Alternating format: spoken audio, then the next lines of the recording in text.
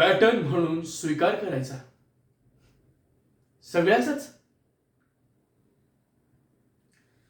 सत्ता गाजवण्यासाठी जे गळचेपी करतात, खून करतात, पोलीस यंत्रणा सुद्धा राबवतात. आणि या पद्मश्री पद्मभूषण सारख्या खिरापती वाढून विचारवंतांना अक्षरशः गप्प करतात. हे सगळं पॅटर्न म्हणून मान्य करायचं. आणि पॅटर्न म्हणून जर मान्य करून थांबायचं असेल ना तर फार नफ्फड व्हावं लागतं. गेंड्याची कातडी. गेंडा ही चिवाग्रही बाण लागल्यावर मरतो.